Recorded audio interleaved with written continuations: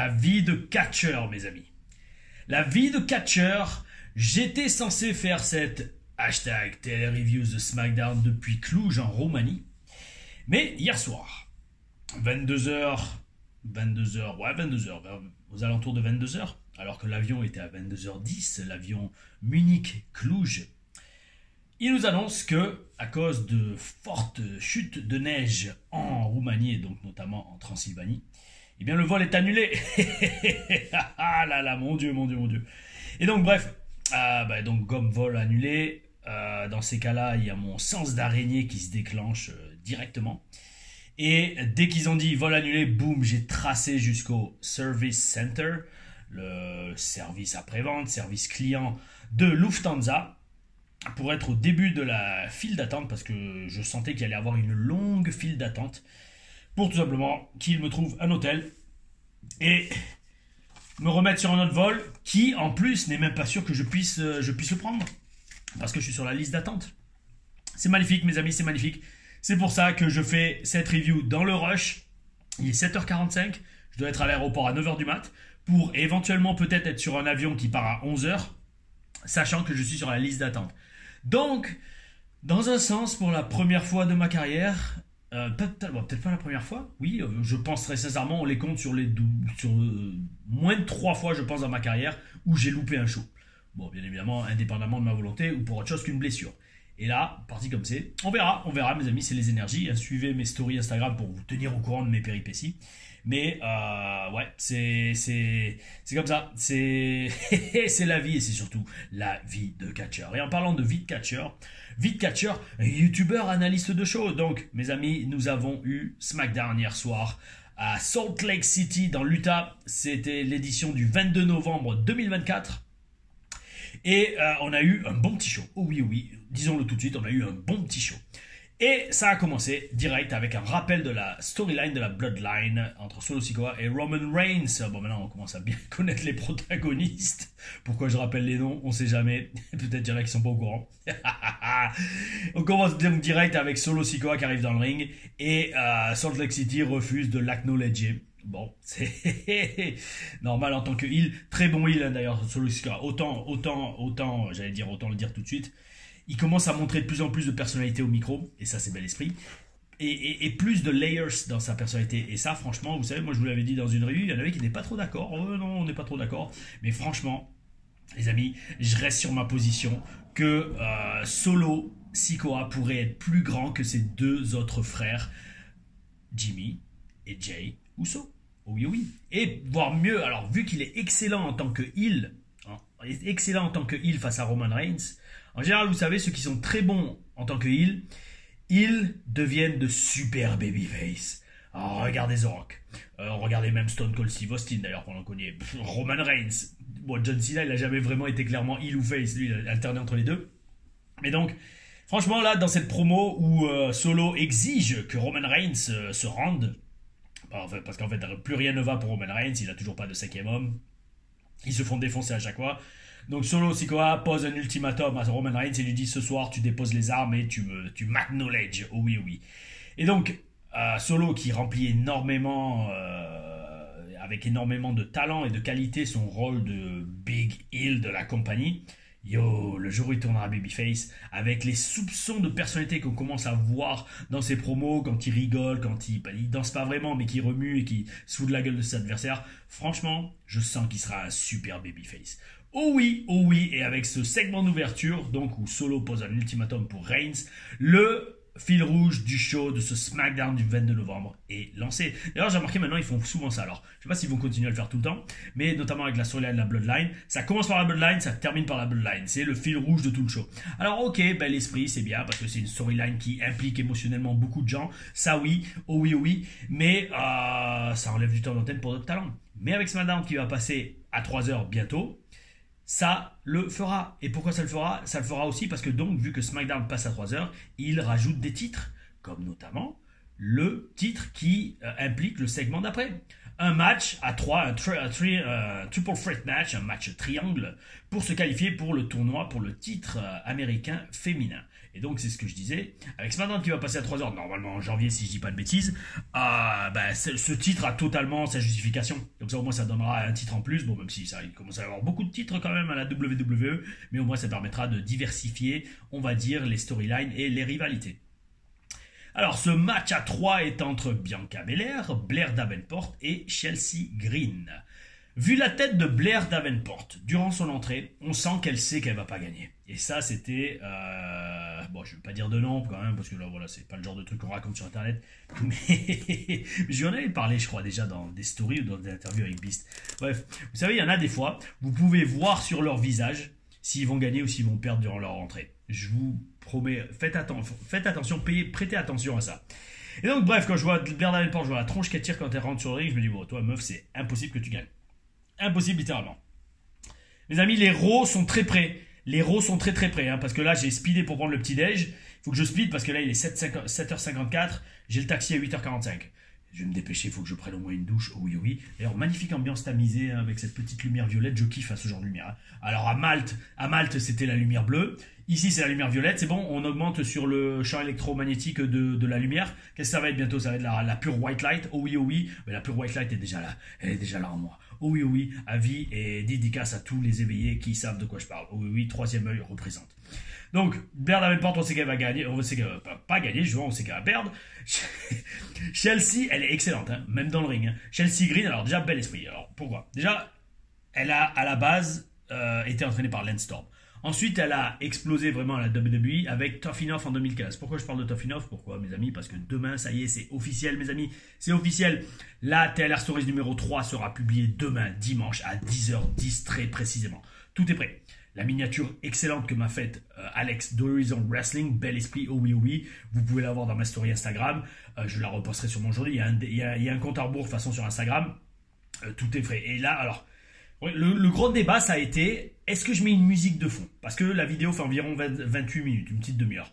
Je l'ai re-regardé hier à l'aéroport parce que j'avais fini le montage le matin, j'avais pas re-regardé d'un trait. Et franchement, c'est énorme. Même moi, je vous dis franchement, alors en fait, c'est énorme. Les histoires que je vois, enfin, il y a 3 principales histoires avec Vince McMahon, toutes mes interactions avec Vince McMahon, c'est ça le sujet de la TLR Stories. Mais même moi, ça m'a replongé dedans et je vous jure, je revivais le truc. Je revivais le truc parce que vous savez, pour la TLR Stories, je fais fond vert, je rajoute les images, les insertions, c'est pour ça que ça prend énormément de temps. Mais c'est pas grave, je le fais parce que je kiffe ça. Et en fait, sincèrement, les amis, hein, on se confie, hein, c'est comme une thérapie. Ça me permet d'extérioriser ces aventures, ces histoires que très certainement, j'en ai peut-être mentionné vite fait de quelques bribes dans des interviews avec Beast ou avec Ali de Catch Club, mais jamais je suis rentré en profondeur comme je l'ai fait dans cette TLR Story, comme je le fais dans les TLR Stories, et franchement, je pense sincèrement que vous allez kiffer. Oh oui, oui, donc mes amis, s'il vous plaît, abonnez-vous à la chaîne, partagez les vidéos, parce que en ce moment, quand même, les chiffres, franchement, je me demande si c'est pas une oversaturation, parce qu'à faire 4 reviews par semaine, je le vois largement que les chiffres ils sont plus aussi élevés qu'avant. Et franchement, en toute sincérité, c'est pas une question de baisse de niveau de qualité, parce que de plus en plus, j'analyse les choses de plus en plus profondément. Mais ça fait plein de fois que j'y vais le mot profond. Et donc, ouais, non, je me dis, est-ce qu'à faire 4 reviews par semaine, c'est pas un peu trop hardcore quand même pour l'audience? Je sais pas, dites-le moi dans les commentaires, parce que après, c'est pas grave, je m'en fous, je continue. Moi, je le fais avant tout sincèrement par la passion, parce que j'aime regarder les shows maintenant et j'aime étudier le produit.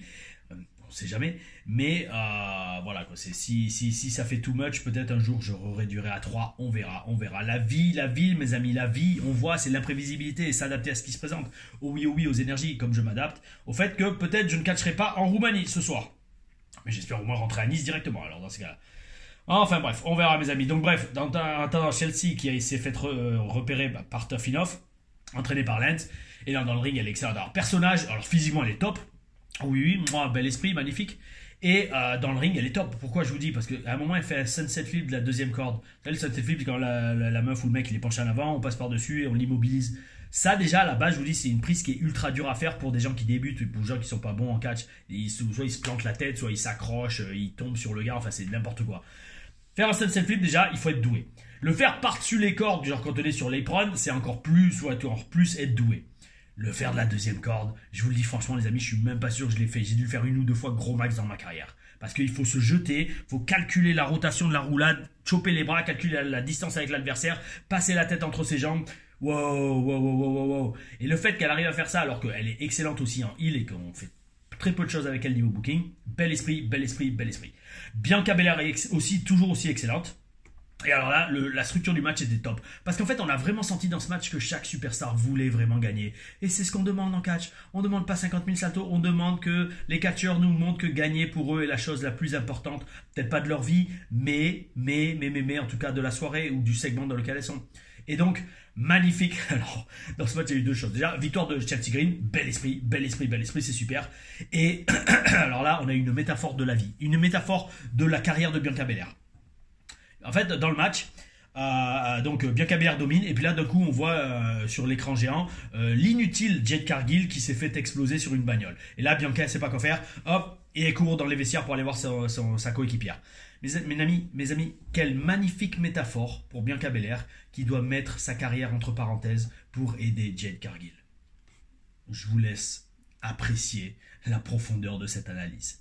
Oh oui, elle doit mettre, entre parenthèses, mettre de côté une chance pour un titre solo pour aller porter assistance à son inutile tag team partner. La pauvre. US Championship Open Challenge entre LA Knight et Santos Escobar et le match qui a suivi. Donc, si je dis pas de bêtises, il me semble qu'on avait vu ce match à SmackDown Lyon. Arrêtez-moi si je me trompe, mais je suis quasiment sûr, il me semble, hein, de mémoire. Parce que je voyais LA Knight qui avait son match et je me disais, il est contre qui ce soir, et Santos Escobar que je ne connaissais pas vraiment. Donc, ouais, il me semble qu'on l'a eu à Lyon. Alors, LA Knight qui raconte une belle histoire.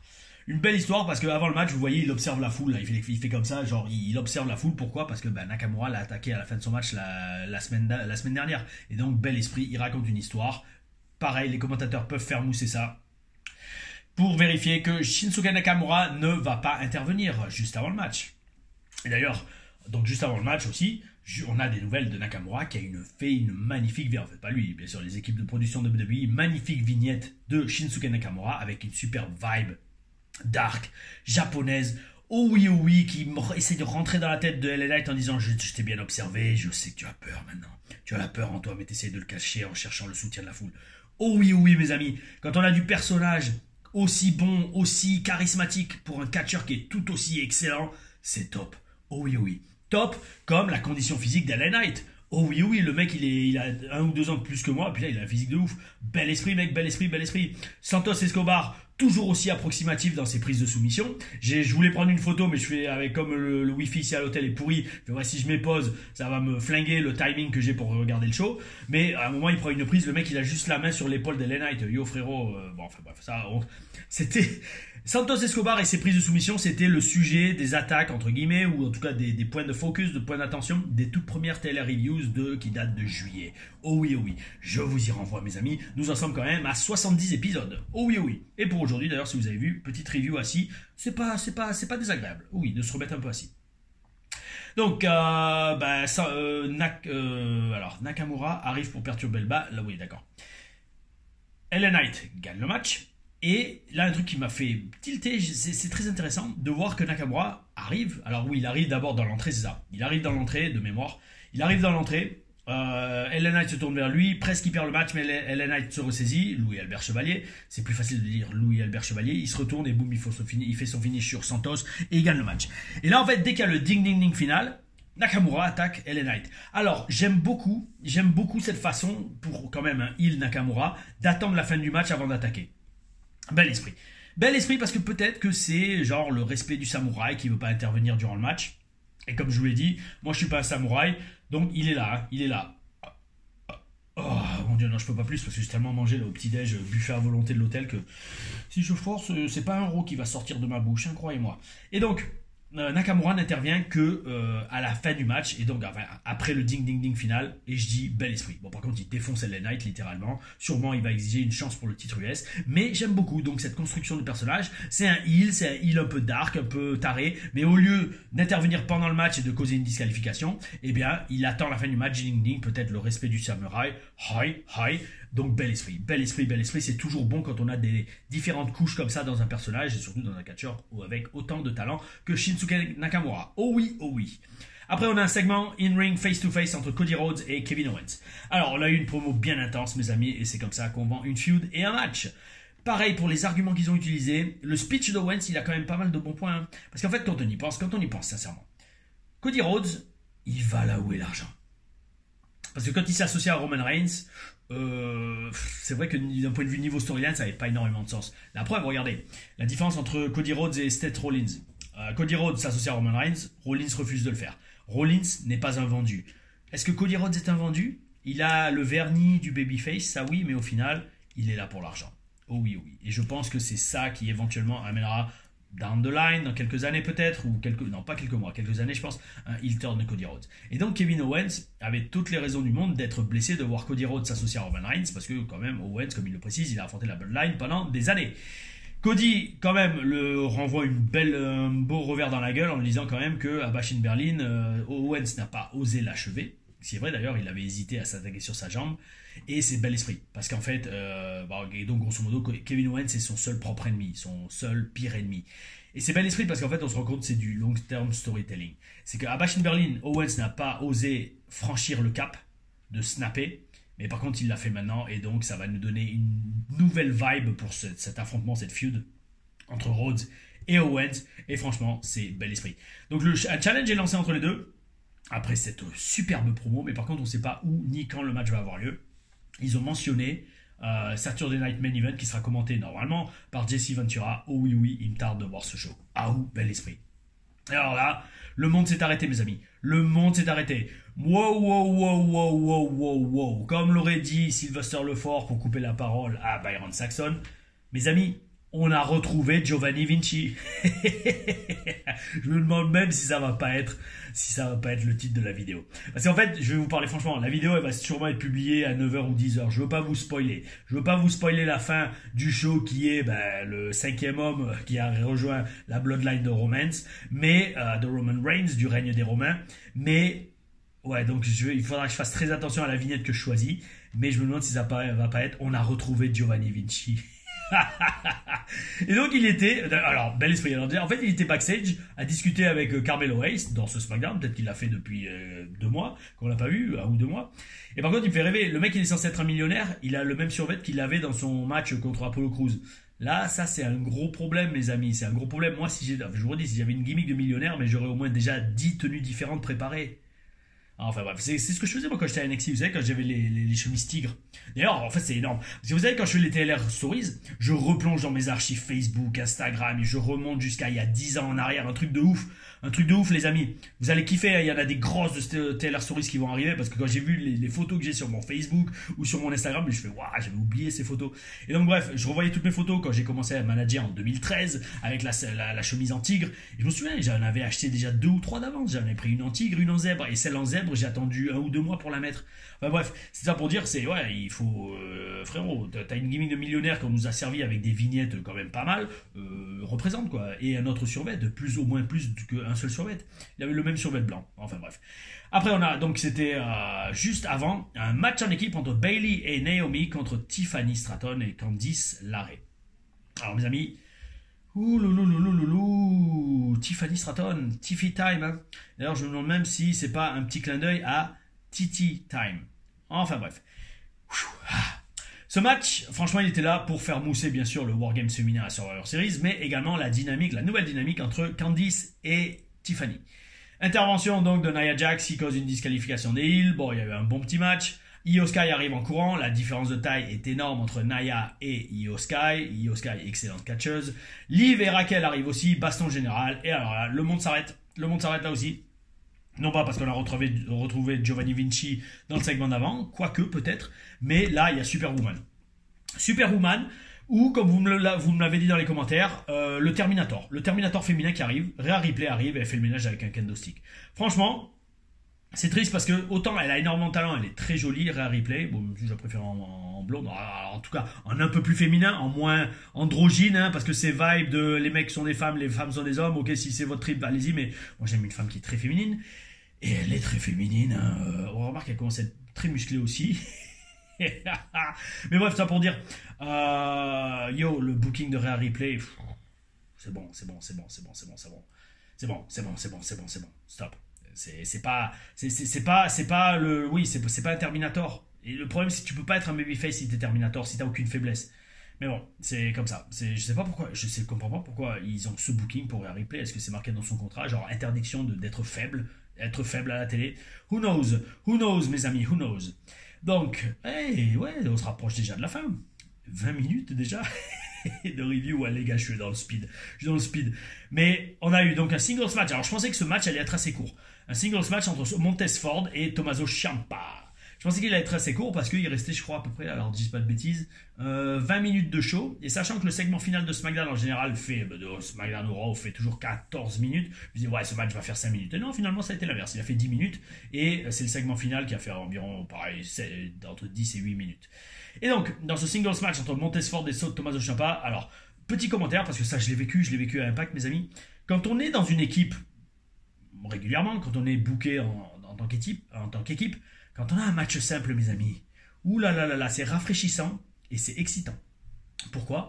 Parce que, en fait, on va pouvoir enfin montrer, non seulement montrer ce qu'on vaut en solo, et surtout avoir un exercice et une structure de match différente de constamment catch en équipe.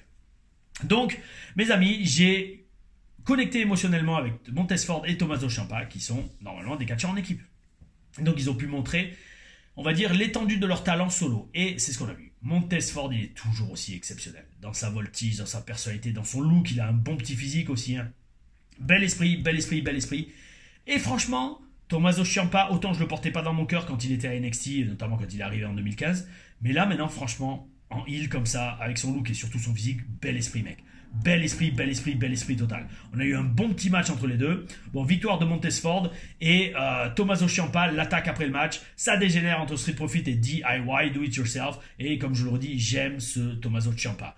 Gargano, lui, passe pour une vraie bitch dans l'histoire. Oh oui, parce qu'il cherche juste à calmer le jeu. Franchement, en fait, Gargano, je pense que sa gimmick là dans les writers, ils lui disent bon, toi tu vas être le bêta male dans l'histoire. C'est-à-dire, vous savez, c'est pas un mâle alpha, c'est pas un mâle sigma, c'est un bêta male. C'est le mec, il y a aucune, pas aucune parce qu'il a quand même quelques poils sur le visage, mais il y a très très peu de testostérone en lui et c'est le personnage, c'est la gimmick de Johnny Gargano. C'est sa gimmick, le bêta male. Et j'irais même jusqu'à dire, pour lui, je suis presque prêt et capable de créer une nouvelle distinction, une nouvelle catégorie de male qui est les gamma male. Parce que même en fait, dire que Johnny Gargano est un bêta male, c'est insulter 90% de la population masculine, alors peut-être 90 en France, 80% de la population masculine du monde qui sont des bêta male. Donc Johnny Gargano, non, tu n'es pas un bêta male, tu es un gamma male. Pour ceux qui connaissent l'alphabet grec, oh oui, et je suis sûr que Gargano connaît très bien ça. Parce que non, je n'irai pas plus loin dans ma réflexion. Oh oui. Et mes amis, ça nous amène au segment final. Et c'était franchement énorme. Alors, je pense que vous l'avez tous vu, d'une façon ou d'une autre. Donc, on a eu 2 énormes pops pour 2 énormes retours dans ce segment. Le retour, alors, est-ce que c'était un retour, je vais dire, bâclé de Paul Heyman? Oui et non, parce que bon, au final, ok, Roman Reigns s'appelle Paul Heyman, il répond pas à son téléphone la semaine dernière, ou c'était à Raw, je sais plus, mais c'est bon, Paul Heyman, il vit pas dans une grotte, il vit pas dans une caverne, il a vu que Roman Reigns a tenté de le suivre, de le contacter, donc il revient de lui-même, ça va, c'est pas ce qui m'a le plus choqué.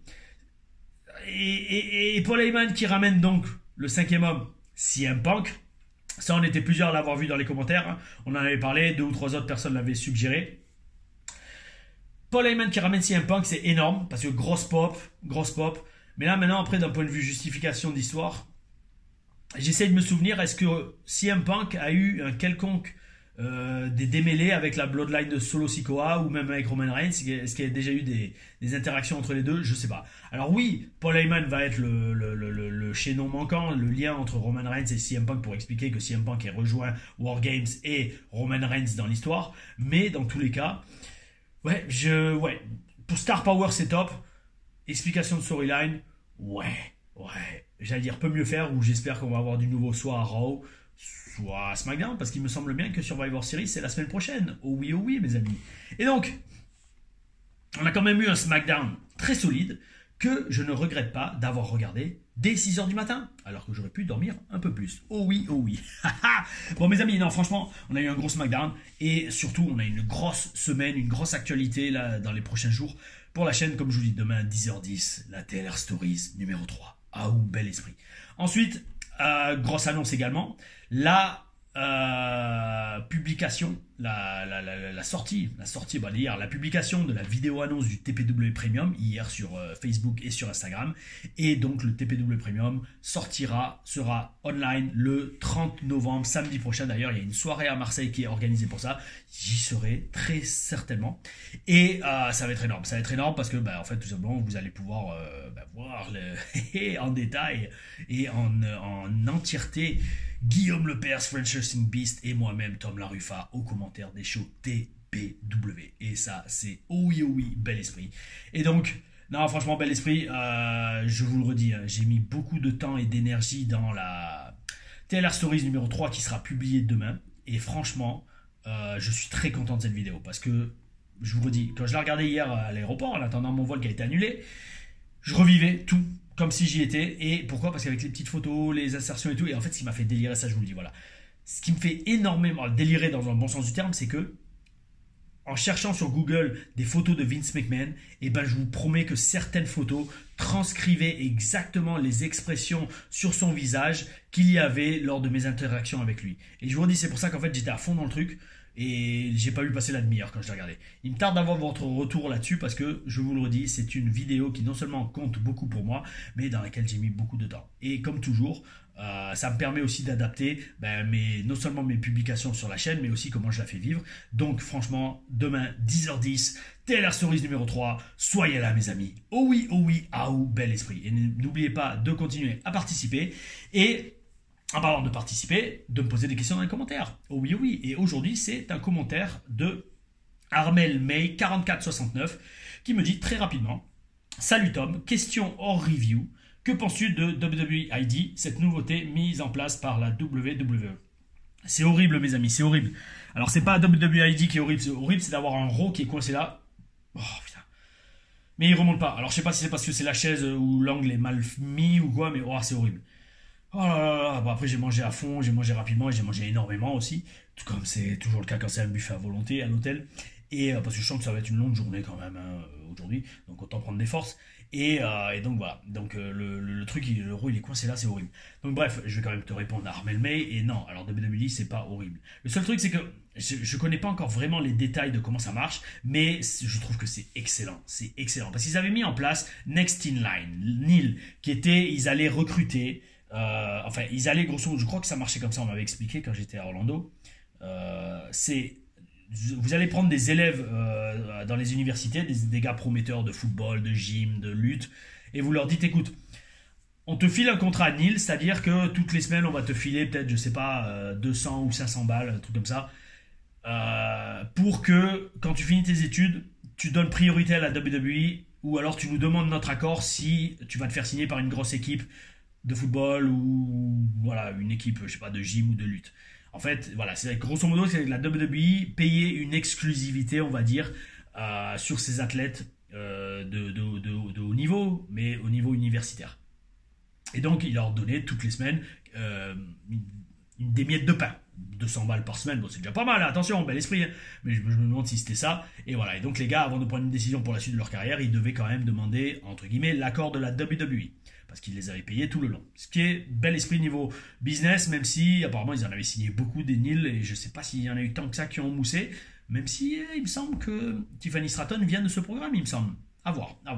Et donc bref, WWE ID, je pense que c'est exactement le même principe. Si on prend un catcheur indie qui a du potentiel, la WWE a des yeux sur lui, qui n'est pas encore assez bon ou n'offre pas encore un produit assez complet pour être signé officiellement à NXT ou en développement, mais il n'y a même plus vraiment de développement au final, parce que NXT est devenu une marque à part entière. C'est plus comme si NXT c'était le troisième show et que voilà, NXT est en direct à la télé toutes les semaines, la télé nationale, donc c'est plus une marque de développement. Donc bref, ça pour dire, ces gars qui sont signés des indies sur WWE ID, donc la WWE a l'œil sur eux et ils se disent, écoute, on va te payer chaque semaine, peut-être ça, 200 ou 250 balles par semaine. Continue à faire ta carrière. Par contre, dès que tu dois faire un show qui est filmé ou diffusé sur Internet ou diffusé à la télé, demande-nous d'abord si on te laisse le faire. Et avant de signer un contrat avec MLW, Major League Wrestling, ouais ça, MLW, TNA, AEW ou quoi, demande-nous d'abord. Parce que donc ils ont le droit de dire non, parce que c'est un contrat consigne dans tous les cas. Donc franchement, c'est une très belle initiative, parce que ça permet donc de développer le catch indépendant et d'avoir la WWE qui a un regard sur le catch indépendant, qui est pour moi le meilleur réservoir pour trouver des stars, hein, quoi qu'on dise. Même si c'est vrai qu'on va trouver de temps en temps une Tiffany Stratton, une Trish Stratus. Non, je peux même pas dire un Baron Corbin, parce que Baron Corbin, il n'y est plus. Enfin voilà, je veux dire, on peut trouver des perles sur les non-catcheurs, mais la passion qui vous fait réussir dans le catch, elle est là. Et elle est là, et elle commence sur les indépendantes. Et donc, c'est excellent comme initiative. Maintenant, j'attends vraiment de voir quand même s'ils vont le mettre en place aussi pour les Européens ou les Européennes. Parce que pour l'instant, il n'y a eu que des Américains qui ont été signés. Parce que je pense que, inévitablement, ça va être fait pour les Anglais et les Européens. Oui, mais ça sous-entend donc des processus, des procédures de visa, tout ce bric-à-brac légal dont je parlerai dans une TLR Stories, peut-être pas la prochaine. La prochaine TLR Stories, ça sera sûrement comment la WWE m'a repéré. Parce qu'après celle-là, il y aura comment se sont passés mes tryouts WWE. Et donc, partie de là, il y aura aussi comment se passe le processus de signature de WWE. Dites-moi si ces sujets, de TLR Stories vous intéressent, et même si vous avez des suggestions de sujets de TLR Stories, allez-y, parce que ça c'est clair et net, je vais aussi en faire sur mes tryouts Impact et analyse de match de mes matchs télé Impact. Et ça vous allez kiffer parce que c'est énorme. À Impact, on s'éclatait. On s'éclatait dans le ring à Impact, tout comme je me suis éclaté à te répondre Armel May 44-69, et je me suis éclaté à regarder SmackDown et à vous en faire cette review un peu speed, mais tout autant passionné et de qualité. Mes amis, c'est parti, il est 8h19, parfait, j'ai le temps de prendre une douche, oh oui, et croisez les doigts pour moi que je puisse choper un avion, si ce n'est pour aller en Roumanie, au moins pour rentrer à Nice. Je sais pas, mes amis, nous verrons. Oh oui, bel esprit, on se voit, alors, dimanche, demain, pour la TLR Stories, lundi pour la TLR AM, où vous n'avez pas le choix, ça sera du catch sportif à Nantes contre Hugo Pérez. Un match, je ne vais pas dire où c'est parti en live, mais oui, parce que un pro total catch sportif, oh oui. Et dans tous les cas, mes amis, on se reverra mardi pour l'arrivée de Raw.